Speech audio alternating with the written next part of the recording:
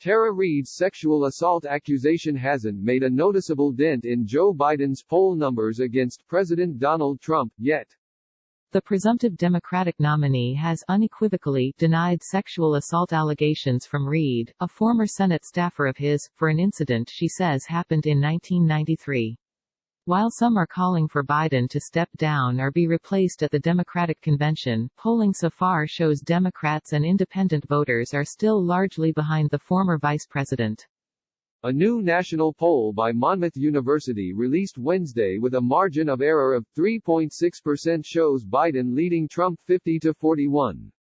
The same poll showed voters evenly split on whether they believed Reade's allegation. 37% of voters said it is probably true, while 32% said it is probably not true, and another 31% had no opinion.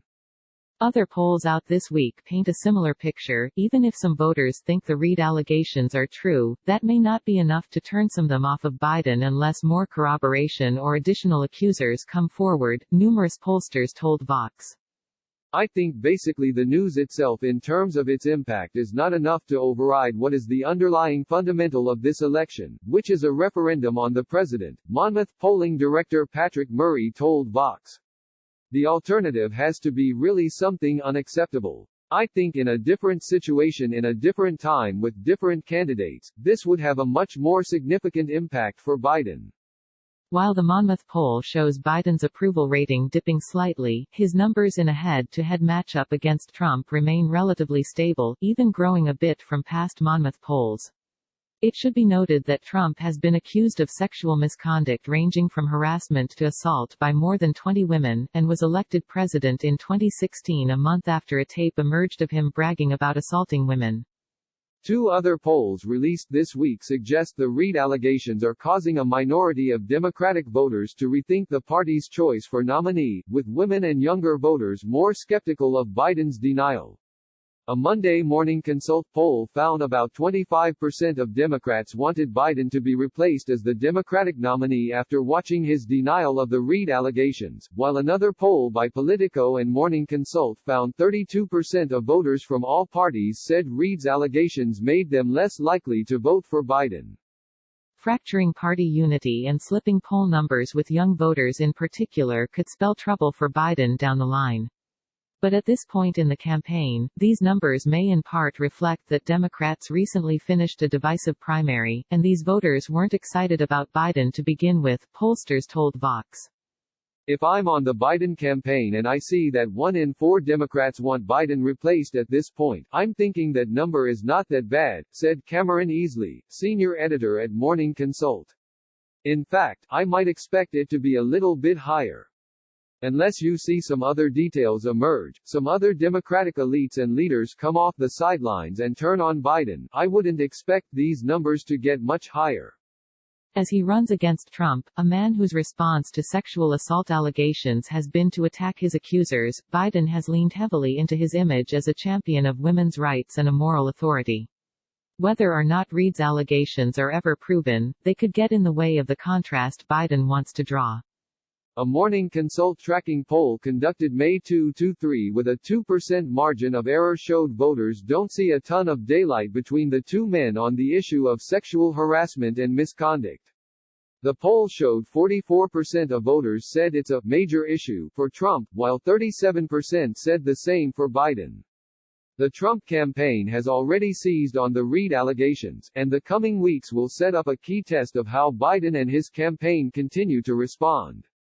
How he handles this is really important, said Suffolk University pollster David Paleologos. I think it's less about what happened and more about how Vice President Biden will deal with it. 3 polls from Morning Consult, Politico, and Monmouth University released this week paint an overall picture that suggests even if voters believe Reade's allegations, it may not be enough for them to dump Biden. It doesn't change the underlying fundamental, Murray said, of what the results suggest. That could change, we could get more allegations from more women. But right now, it's not enough, even for people who believe it, it's not enough. The Monmouth national poll of 739 registered voters showed a clear partisan split. 50% of Republicans said the allegation was probably true, compared to 17% who said it probably was not true. 55% of Democrats said it was probably not true compared to 20% who believed it was true. Independents were more likely than not to believe Reade's claim. 43% said they believed it was true compared to 22% who said it was not true. Another 35% of voters said they had no opinion. There are Democratic-leaning independents in there. This is the group that says, I believe this but I'm still voting for Biden, Murray said. They're not hardcore Democrats, but they're anti-Trump people. A Monday Morning Consult poll of 1,991 registered voters nationwide with a 2 percentage point margin of error found 26% of voters said the Democratic Party should select a different nominee after watching Biden's denial of the allegations in an MSNBC interview, while 61% said Biden should remain the Democratic nominee. Overall, 41% of voters of all parties in the Morning Consult poll said they found Biden's denial credible, while 38% said it was not credible. Another 22% said they didn't know. Morning Consult found 61% of Democrats consider Biden's denials credible, compared to just 19% who said they didn't. The poll also found a noticeable gender and generational split on the issue. Democratic women were 12 percentage points less likely to believe Biden's denial than Democratic men.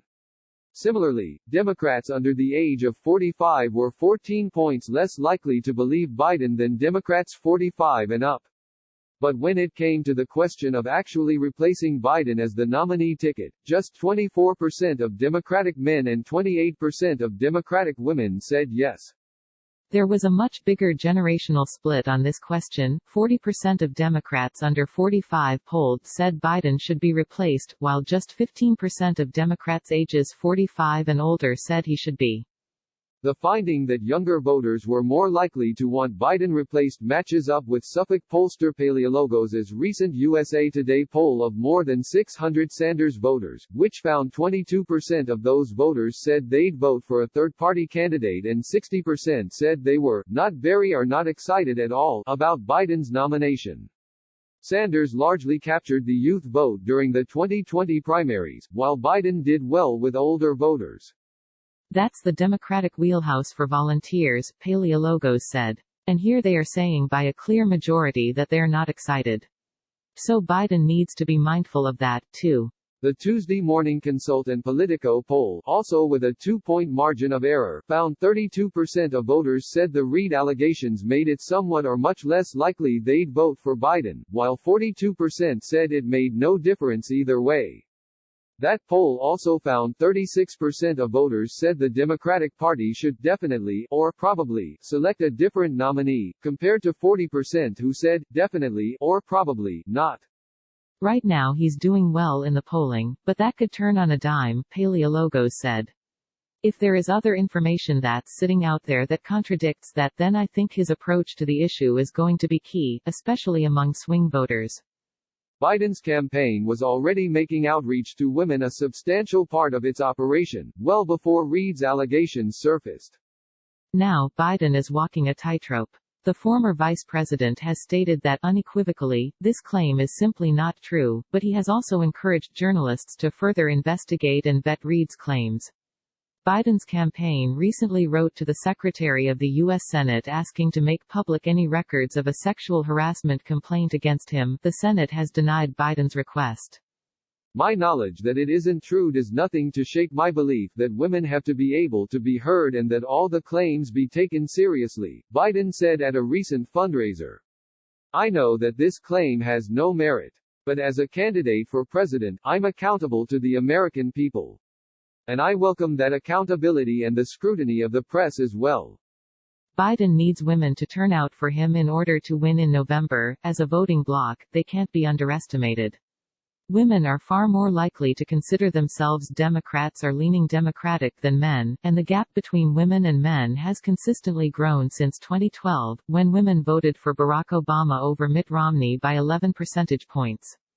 In 2016, that gap widened to 13 points for Hillary Clinton over Donald Trump, and increased to 19 points for Democratic House candidates over Republican ones in 2018. In March, Biden announced he'd pick a woman for his running mate and promised to appoint a black woman to the U.S. Supreme Court if elected president.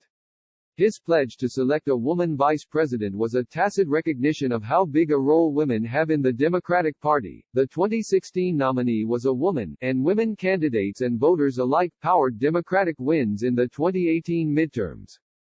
Not only do Reade's claims put a question mark over Biden's record on women's issues, they could also give Republicans ammunition to muddy the waters on the central theme to Biden's candidacy: restoring the soul of the country, the character of our people. It's far too early to tell whether Republicans will be successful in that attempt, Murray said. We just don't have enough information yet in the polling data to suggest where a tipping point might be where it may start swinging voters against Biden on that issue or neutralize that campaign strategy for Biden, he told Vox. Support Vox's explanatory journalism. Every day at Vox, we aim to answer your most important questions and provide you, and our audience around the world, with information that has the power to save lives. Our mission has never been more vital than it is in this moment, to empower you through understanding. Vox's work is reaching more people than ever, but our distinctive brand of explanatory journalism takes resources, particularly during a pandemic and an economic downturn. Your financial contribution will not constitute a donation, but it will enable our staff to continue to offer free articles, videos, and podcasts at the quality and volume that this moment requires. Please consider making a contribution to Vox today.